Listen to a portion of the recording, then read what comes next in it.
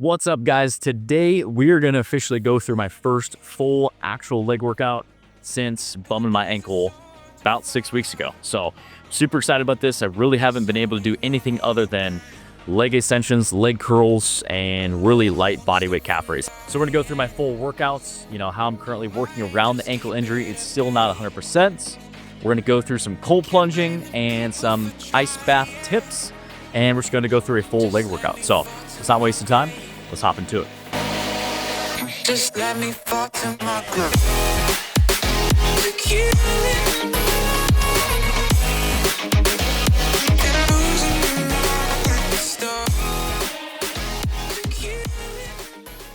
What's up, guys? Today we are hitting my first official leg day since really, the last 6 weeks since I bummed my ankle. It's been a really frustrating process. I signed up for this half marathon. My goal was to document all the training that I'm doing leading up to my half marathon and show you how I was training, the diet, the recovery to PR and hit a sub 135. And, life always throws you a wrench. And I sprained this ankle really bad. 2 weeks later, I sprained this ankle. It's just been a process the last 6 weeks. But, I've been doing my rehab, just staying patient. And finally, we're going to hit some legs today. And I'm going to take you through what I'm doing. Still, I'm not 100%. So it's not like I'm able to hit everything.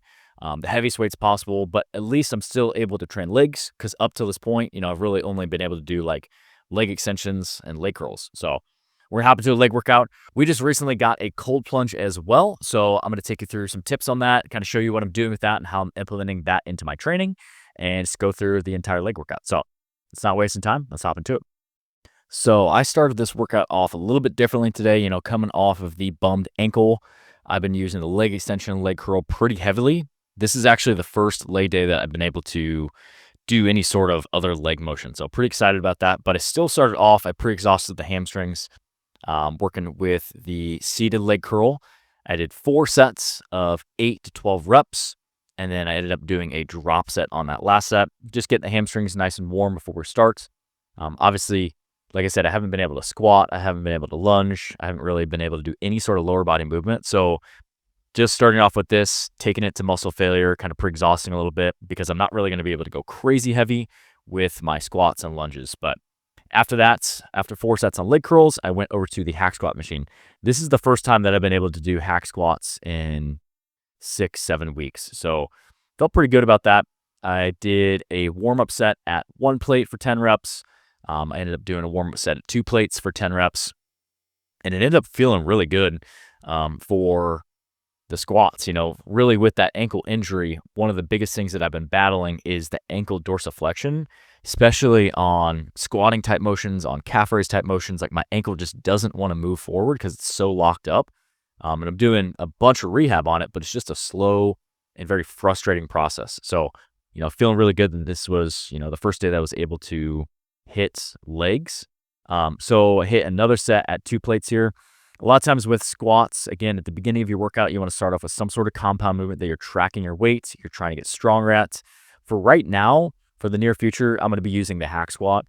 There's nothing wrong with doing barbell squats. There's nothing wrong with doing leg presses, Bulgarian split squats, whatever you want to do. But I would just pick at least one squatting type motion that you can overload, that you're going to train between that 6 to 10 rep range and try to get stronger at. And that's what you're going to track over time. You're trying to come in, you're trying to beat your logbook every single time. You're trying to either add reps, add weight. That's how you're really going to place the stimulus on your muscles to grow. So after my warm-up sets, I did 2 sets at 2 plates and a 25 on the hack squat. I like to stay right about my squat stance for this. I like to stay about middle of the plate. This is going to be more of a quad dominant squat. I'm really trying to just focus on hitting good range of motion, going below 90 degrees, and trying to focus on getting a good lockout at the top, squeezing the quads. It felt really good. Like I said, I was kind of surprised at how good my legs felt. And after doing 2 sets at 2 plates and a 25, I ended up throwing 3 plates on, which kind of surpassed my expectations because this is the first time that I've used the hack squat in 6-7 weeks since my ankle injury. So feeling good. It's been a slow, steady process, but feeling good that I was able to load 3 plates on. It felt really freaking heavy. I think that's something that when you have an injury or you have some time off of lifting heavy, like your nervous system is just not acclimated to that weight.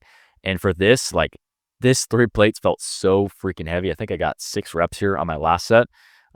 which I'll take that, Part of me is like, man, that felt so heavy, try to not be down on myself, but also it's like I haven't squatted in so long that I have to just kind of, take that as a win and just be something that's I was just, happy that I was able to get some squats in. So after that, going into some deficit reverse lunges on the Smith machine. This is one that, again, it I haven't been able to do any sort of lunge whatsoever. Doing it on the Smith machine to take out some balance and stability. I still don't trust my ankles. It's something that, it's going to take some time to build that confidence and just the stability of my ankles again. But doing it from a deficit, just trying to focus on getting range of motion. I only did the bar. I didn't add any weight. And you could see here, like I'm a little bit hesitant. Just trying to build that confidence back up. This is a really good overall exercise if you're trying to really build your legs up. I love doing it on the Smith machine because it takes the stability out. I also love doing it from a deficit because it challenges your glutes a little more, gives you a little extra range of motion, just kind of puts a little different spice on your lunges. So I ended up doing 3 sets of 10 on that one where, 10 was easy, but it's just working on some stability there. After that, went over to the leg extension. And with this, I did 4 sets, again, of 10 to 12 reps, just like the leg curl, and I did a drop set on my last set.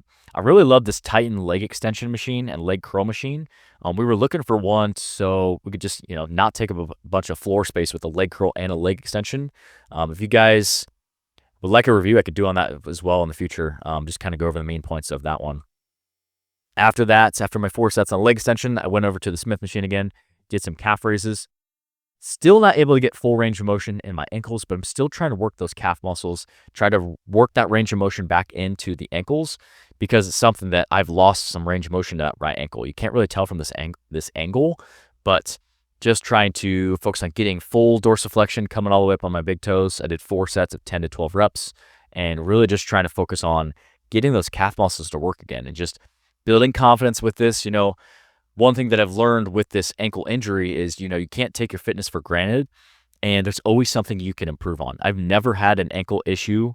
And, the last 2 months, I bummed both of my ankles. So it's obviously a big point where it's like, okay, I need to focus on rebuilding ankle strength and just trying to focus on having strong calves. And that's going to improve my running overall. After the workouts, I hit 2 scoops of our Fit Grind Whey protein.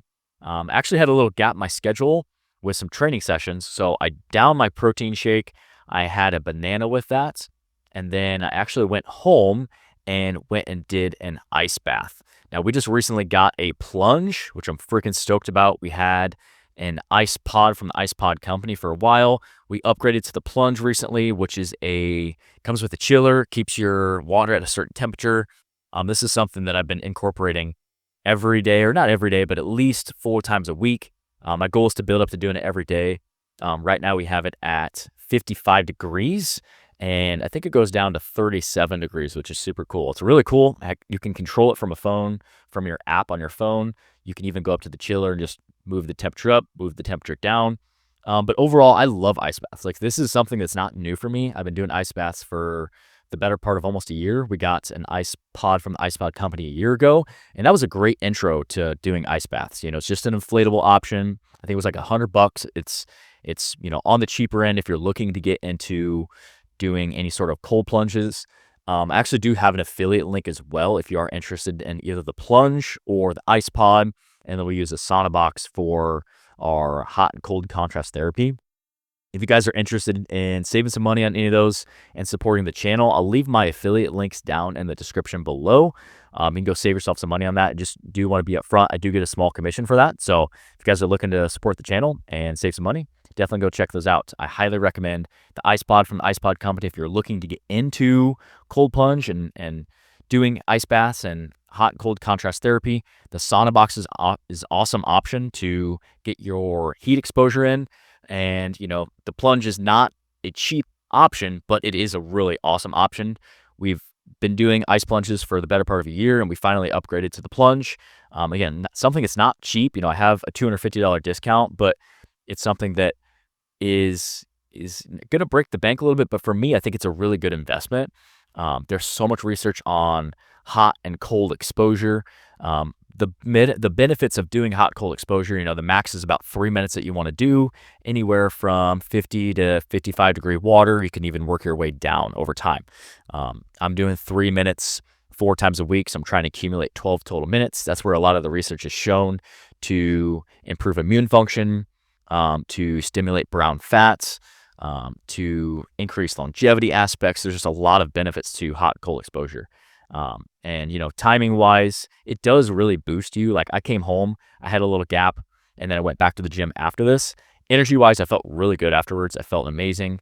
It's almost like a big dose of caffeine. So for me, I like that. It's a little bit better alternative. I can't always come back to home every day because a lot of times I'm back to back at the gym, but today it worked out that way. And it's just something that felt really good to do. It's going to help improve muscle recovery, especially if you're running and you're lifting and you're doing a lot of leg work. It's something that is really going to help repair the legs, help stimulate your recovery a little bit faster, and something that I'm really enjoying. So if you guys have ever done cold plunges or hot exposure or had enjoyed the process or not, let me know in the comment section. I'd love to kind of hear your experience with hot and cold therapy. So thanks for tuning into the video today, guys. Moving forward, I'm still not certain if I am going to be able to run this half marathon. We have 5 weeks this coming Sunday until the half marathon. I haven't been able to run yet. I'm actually planning on trying just a quick little run on the treadmill this weekend, tape up my ankle, do a bunch of rehab before, just see how it goes. But I haven't ruled it out. Even if I can't run a half marathon, I still would love to maybe even bump down to the 10K or the 5K, just have that option to still run because I did sign up for it. I just, I would love to do that if I'm able to, but my main thing is I don't want to set myself up for failure down the road, cause more injuries. If I'm not ready, I'm not ready. So content moving forward, I've kind of been struggling lately on, I set out doing this half marathon prep, creating content around the half marathon, and I've kind of been struggling a little bit lately because, I haven't been able to run it all. So content moving forward, I'm still going to be posting hybrid training content, showing you how I'm trying to prioritize this goal of building muscle and lifting and blending those two things together. We're starting to do more business type content as well, some day in the life of a trainer, a gym owner, hybrid athlete type of content. So stay tuned for that. Still be posting weekly contents on all those topics. So thanks for watching the video today, guys. Go check these videos out on the top of the screen next, and we'll see you guys in the next one.